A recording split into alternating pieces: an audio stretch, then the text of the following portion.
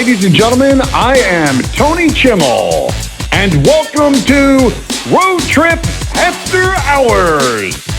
Please welcome your hosts, MacDavis and WWE Hall of Famer, Teddy Long. Holler!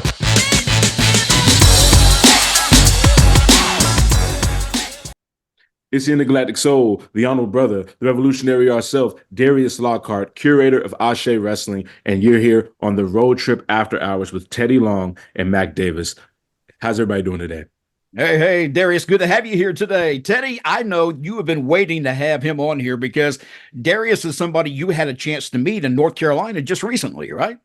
Well, exactly, man. I had a chance to do a great wrestling event with him. And I'm going to tell you something, man. I just want to let him know he's got tremendous props from me.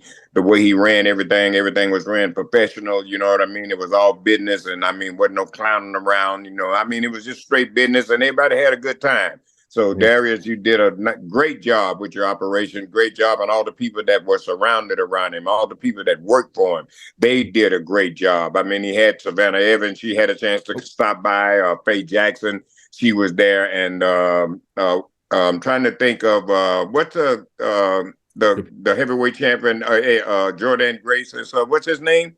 Oh, Shug D, the Jonathan Gresham, Caprice Jonathan Gresham. That's who I was trying to remember. And Jonathan told me me and Jonathan was talking and talked earlier, but then when I got to the arena there and I was talking with Darius and we was talking about a match and he was saying about the times and stuff. So I was explaining to him, you know, we don't kind of need that. I said, who's talking with these guys? And he told me, he said, well, I got Jonathan Gresham back there, but that settled it all. You ain't got nothing to worry about. Right. You had the master back there. Okay. Absolutely. So and that Jonathan knew that too. So Darius has surrounded himself with some good positive people. That's another thing that helps a lot too. Get away from the negativity.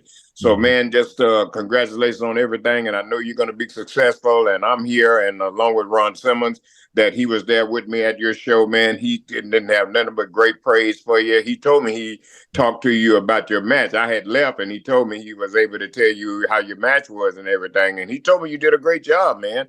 And Ron is like me. We ain't blowing no smoke up you, brother. We're going to tell you the truth. Because don't make why lie to somebody? It don't make no sense. and and Darius, I got to be honest too. The night that the show was over with, it was either that night or early the next morning when Teddy contacted me. He let me know just how good that show was, how impressed he was with how it was run. And when he first brought your name up, it surprised me because I'm like, I don't know who this guy is. I'm not sure who we're talking about. And then I looked you up and I was like, I know this guy from the NWA. You have been in wrestling for some time. Can you tell everybody how you got started into wrestling? Yeah. Well, I'll go on. I started, fell in love with it at age 12. By the age of 13, I already knew that I wanted to be a professional wrestler.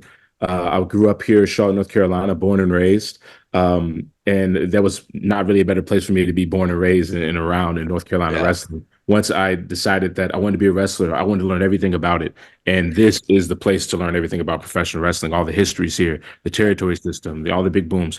So by the time I was 17 years old, I was doing research on how to continue into pro wrestling. I was on the amateur wrestling team in high school. Once I found out that High Spots Superstore are, really a hub of pro wrestling here as well. They sponsor a lot of events, including they're throwing WrestleCon. It was right here. So they were training people with the head trainer, George South, another NWA, steadfast. He was there as a head trainer, and Cedric Alexander was there as almost a second, assistant trainer. So I went, I quit the team, went the next day. And my mom told me, hey, if you're serious about it, you got to raise the money yourself. And I didn't have a job, but I found that money and started training with George. And a year later, I went to college. Went to UNCG, 4 years. It's kind of hard to, with no car and it's kind of broke, trying to make a wrestling career. But I started to try to get on the road and do smaller shows. I did a lot of small shows and eventually used my college student exchange program around 2016 to go over to England and learn over there. So I ended up training with William Regal's trainer, Marty Jones, for 4 months. And was, learning the world of sports style, learning those things, because I really just wanted to be a full performer. And as I came back, just started kind of making my way, graduating, finally being kind of released to pursue this full time. and I got some momentum on my side. I end up, making some cool waves and doing some WWE extra work, not too much stuff with them, but being, scouted by AEW, they were interested for a while. We did a little stint in NWA for a while. And those things went really well. But I think just a couple years ago, I lost my father, and I just needed some time to take off because it started a snowball effect. Understand. And, but now we're back.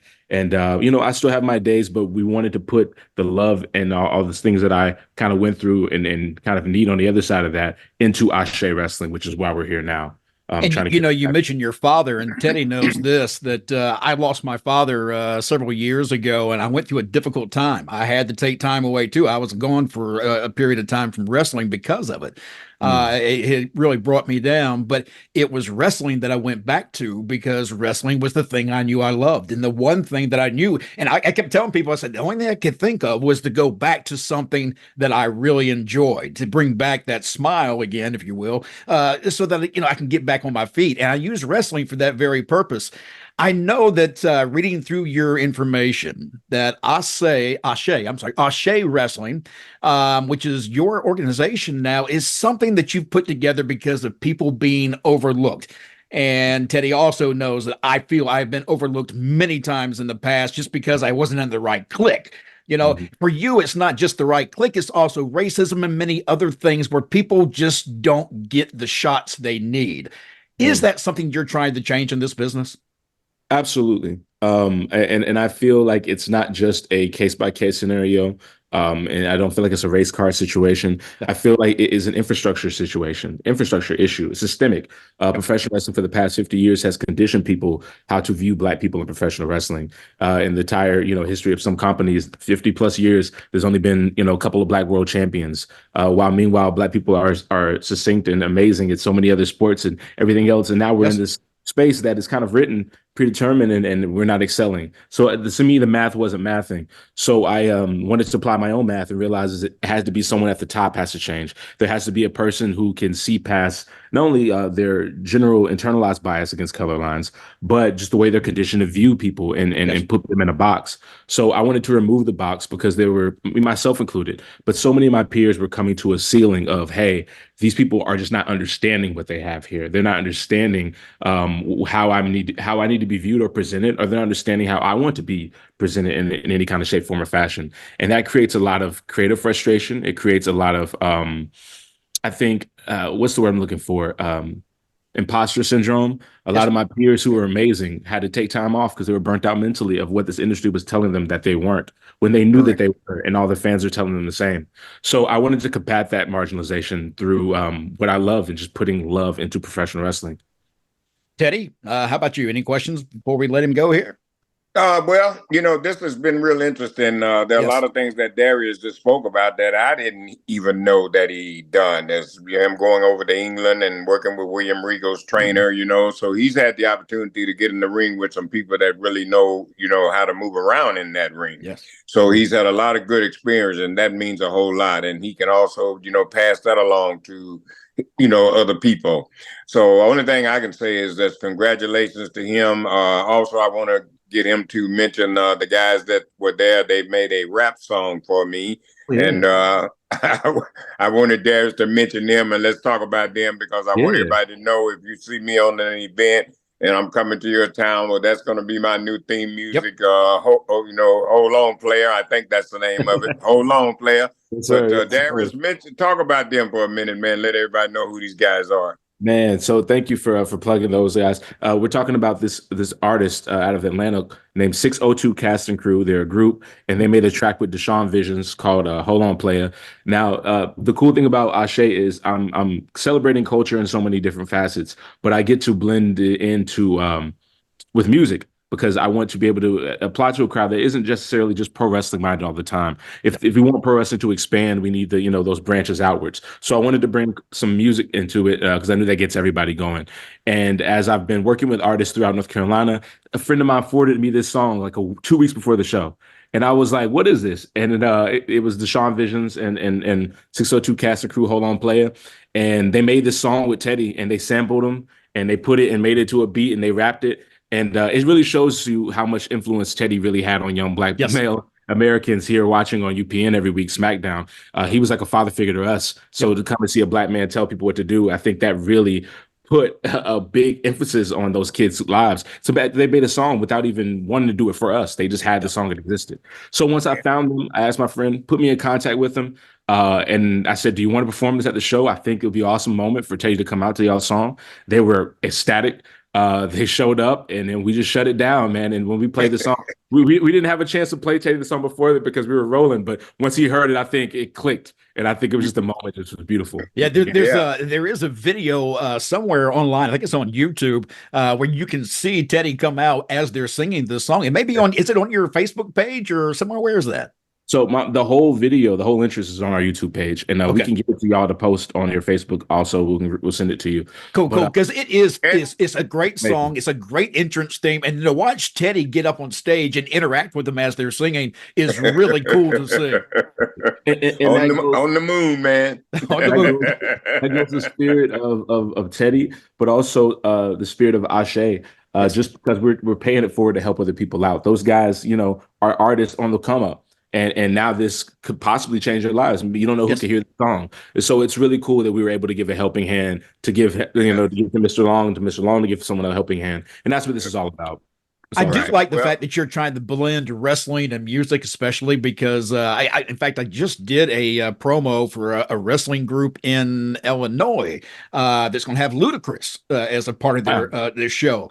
So cool. I'm seeing this happen quite a bit more. There is a blend going on right now because you're right. People come out for entertainment, and it can be a mix of both and really be enjoyable. So I think that's really cool. But more than important than that to me, though, is the fact of how you're running ASE and the fact that and how and why it was begun in the first place. I think that is just something that is it speaks volumes for the type of person you are and the people who are working with you to do something that is good and makes an advancement in our business, because I don't feel like we always advance in the proper way.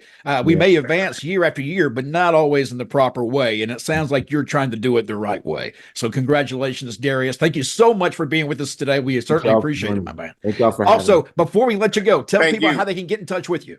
Absolutely. You can follow us. You can find us at ASEWrestling.com. Our social media pages are linked, but on every social media, you can find us at ASE Wrestling. That's ASE Wrestling, and we'll be there. You can find me at Darius Lockhart. The way it's spelled here on promotional, it's exactly how it is. I have a website, DariusLockhart.com. You can visit. It'll send you where you need to go to. So you can get some merchandise and everything like that.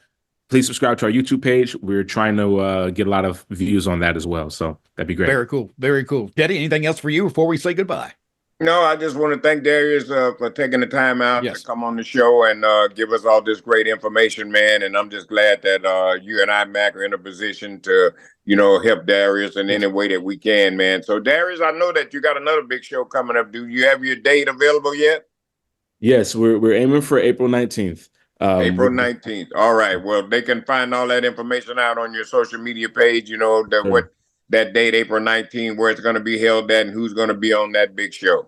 And I tell you what, when you get the poster put together, just shoot it over to us and we'll share that as well. We will. Okay. Thank you. No issue. All right. Thank you, brother. So have a great weekend. Hold on a minute, player. Hold on, player. Hold on, player. Hold on, player. Hold on, player. Hold on, player. Hold on, player. Hold on, player.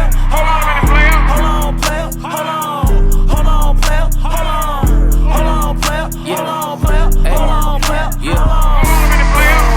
I feel like Teddy Long. She got his the Fetty Long. She look at me like she ready. After I'm finished, I'll probably forget it. Hold on. Did you say for niggas stuck in the days? Even my minimal up in the States. If you don't know about it's just hold on.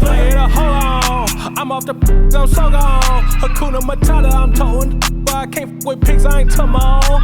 I keep it player, I cannot save her, can't that favor a hater. Eating a beat and I savor the flavor when I hit the streets saying they prayers. Hold on, player. Hold on, player. Hold on, player. Hold on, player.